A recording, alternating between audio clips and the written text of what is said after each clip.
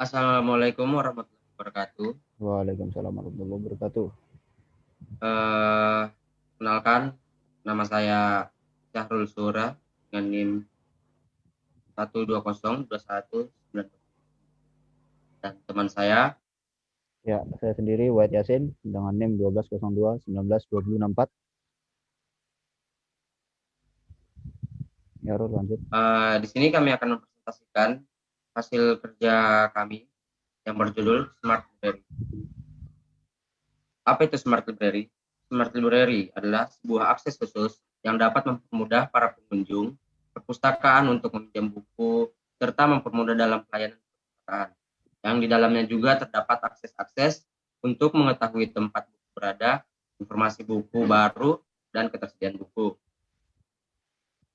Di blok diagram sistem adalah informasi data diteruskan ke database ke cloud, terus para UI peminjam sama karyawan dapat mengakses cloud dan diteruskan lagi ke informasi data.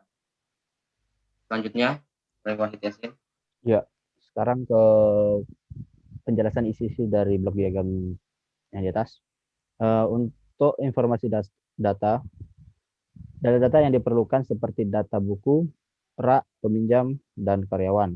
Selanjutnya ada database yang tempat penyimpan data-data yang sudah diinput. Selanjutnya cloud, tempat mengarsipkan data yang sudah diinputkan agar mudah diakses dan tidak hilang. Selanjutnya ada UI peminjam yang berisi mempermudah user untuk mencari buku-buku dengan judul dan tempat tersimpannya buku. Lalu ada UI karyawan yang mempermudah user untuk mengakses dan memberi izin kepada peminjam serta menentukan tanggal jatuh tempo. Nah, di aplikasi kita ini memiliki fitur yaitu transaksi yang di dalamnya terdapat sistem peminjaman, pengembalian, jatuh tempo, dan keterlambatan serta denda. Kedua, ada keanggotaan yang di dalamnya terdapat sistem untuk memberi informasi terupdate tentang daftar buku baru dan buku yang kembali ke perpustakaan atau masuk ke perpustakaan. Ketiga, ada laporan yang di dalamnya terdapat sistem untuk mengirimkan informasi ke peminjam tentang tanggal pengembalian dan ketika melewati batas pengembalian akan ada tarif yang tercantum di dalamnya. Lalu ada pencarian yang mempermudah untuk menemukan letak buku berada pada rak yang mempunyai kode tertentu. Ya, selanjutnya keunggulan yang dibacakan oleh Syahrul Sura.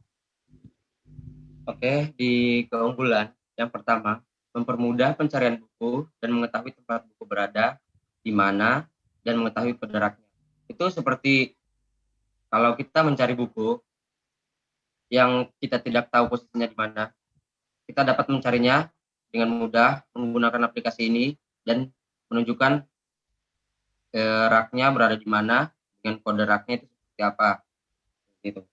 Yang kedua, mempermudah proses pinjaman buku yang tidak perlu lagi mengantri untuk meminjam buku, untuk melakukan tanda tangan atau proses-proses yang panjang. Ini kita mempermudahnya dengan melalui aplikasi.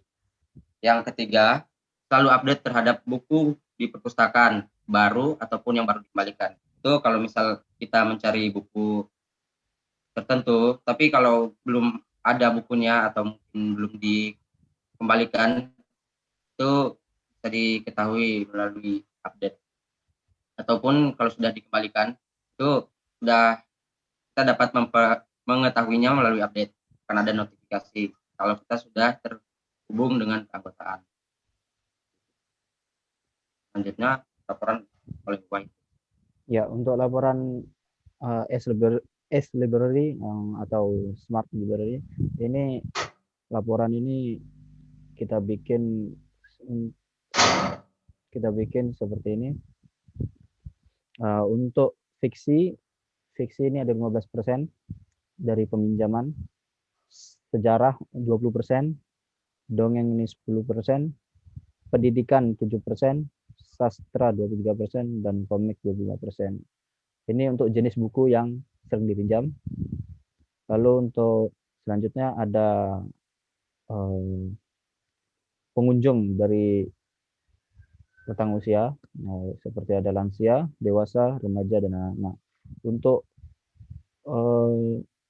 pengunjungnya sendiri terdapat anak-anak yang terdiri dari 20%, lalu remaja 65%, dewasa 15%, dan lansia 5%. Sudah. Ya, mungkin untuk Oke, sekian dari kelompok kita, sekian dari kelompok 15. wawancara kami. Kelompok 15, ya jika ada salah kata mohon dimaafkan. Assalamualaikum warahmatullahi wabarakatuh.